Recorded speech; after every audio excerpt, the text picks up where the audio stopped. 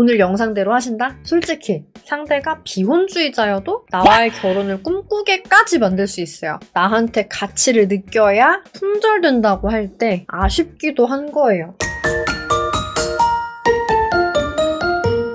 안녕하세요. 연애 자격 대표 상담사 희원쌤입니다. 연골님들, 연장님들 반갑습니다. 오늘도 정말 딱 핵심만 짚어드릴 거예요. 나머지 궁금한 거는 댓글로 남겨주시면 한 번씩 챙겨드릴게요. 놓치고 싶지 않은 사람, 당신도 될 수 있다니. 과연 어떻게 그렇게 할 수 있는지 궁금하실 거예요. 연애가 불안하거나 혹은 이미 이별을 하신 분들, 그런 상황이어서 보고 계실 거예요. 결론부터 말씀드리자면 오늘 영상대로 하신다? 솔직히 상대가 비혼주의자여도 나와의 결혼을 꿈꾸게까지 만들 수 있어요. 가끔 연애 자격 유튜브에 출연하시는 데이쌤, 다들 아시죠? 데이쌤이 가장 감격하는 순간이 언젠지 아세요? 내담자분이 애기 사진 보내주셨을 때, 와, 내가 불가능한 아이를 태어나게 했어! 라는 게 막 감격스러운 순간이라고 하더라고요. 재회 가능성이 정말 너무나 낮았거나 상대분이 비혼주의자였다, 이런 경우면은 더더구나 감격스럽게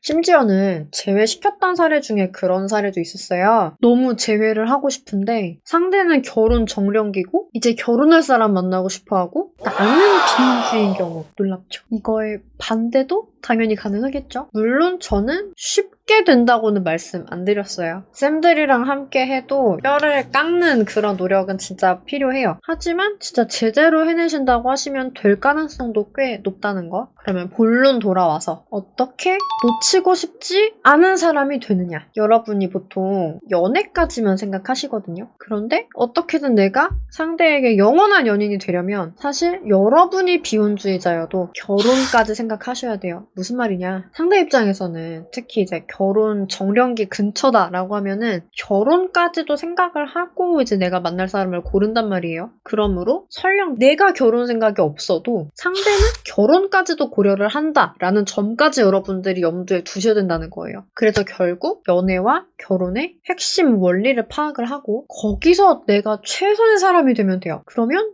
연애의 핵심 원리는 뭐냐? 혼자보다 행복하려고 하는 거예요. 우리가 어딘가에 투자를 한다고 하면 어떤 특정한 효과를 보기 위함이겠죠? 저 사람이 나라는 사람이랑의 연애를 유지를 하기 위해서 투자해야 되는 게 뭐가 있나요? 시간, 돈, 정성, 기타 등등. 경우에 따라서는 술, 담배를 끊어야 될 수도 있고 내 소중한 친구 관계를 끊어야 될 수도 있고 내가 우리 부모님이랑 매일 다퉈야 된다, 이런 수준일 수도 있고 연애라는 게 참 좋은 것이기도 하면서 내가 참아야 하고 노력해야 되는 것도 되게 많단 말이에요. 그거에 비해서 나랑 연애를 했을 때 효과를 보는 건 뭐가 있어요? 그리고 또 한 가지, 나 말고 다른 사람은 그만큼 효과를 못 주나요? 또 우리가 처음 만났을 때 그런 예전에는 어땠고 최근에는 어땠을까요? 그 효과가. 그 사람 입장에서 이 연애가 주는 효과가 지금이 예전보다 못하다면 그거는 그 사람이 변한 게 아니라 사실 내가 변한 거예요. 그러면은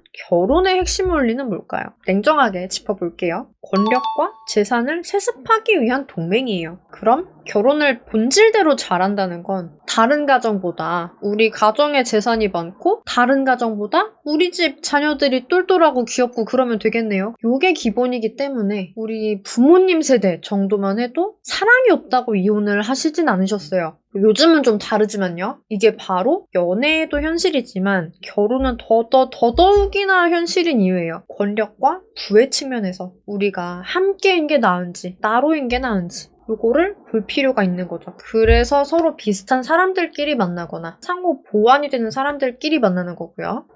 팩폭이 좀 센가요? 그런데 요거를 모르고 당하실래요? 아니면은 알고 좀 더 현명하게 연애를 하실래요? 어차피 상대는 우리 관계에 있어서 이미 감성적이지 않아요. 여러분 혼자서 감성적으로 접근해가지고 얻으실 건 없어요. 너도 나도 거래처라고 생각을 해봅시다. 내 입장에서야 상대랑 거래를 하면 얻어지는 게 커요. 그러니까 너도 나를 좀 더 사랑했으면 좋겠고 그래서 우리가 재회가 됐으면 좋겠고 그런 거잖아요. 그런데 상대 입장에서는 나랑 만나는 게 뭐가 이득이 되는지 설명을 할 수가 없다면 이거는 말 그대로 그냥 어필될 가치가 없는 거예요. 며칠 전에 데이쌤이 상담하는 걸 들었어요. 앉아서 이렇게 일을 하는데 데이쌤이 헤드폰 끼고 쭉 이렇게 지나가면서 상담을 하더라고요. 내담자분이 재회는 하고 싶은데 상대가 단호해 보이고 이제 그래서 그런지 나는 더 이상 미련이 없다. 나도 이미 괜찮은 사람 만나고 있다. 이런 쪽으로 자극을 하고 싶어 했나 봐요. 그러니까 데이쌤 얘기를 하는 게 한정판은 못 가질 수도 있으니까 내가 가져야겠네? 라는 심리를 자극을 하는 거라고. 그런데 샤프심이 한정판이면 갖고 싶나요? 이 샤프심 못 사면 막 아쉽나요? 나한테 가치를 느껴야 품절된다고 할 때 아쉽기도 한 거예요. 그 품절된다는 샤프심이 뭐하는 고급진 샤프심인지는 몰라도 내가 가치를 못 느낀다면 전혀 뭐 궁금하지도 아쉽지도 않은 거예요. 자, 우리 길에서 꽃을 파는 불쌍한 어린이를 떠올려 볼게요. 그 꽃을 살 수도 있겠죠? 그런데 이 꽃을 사는 게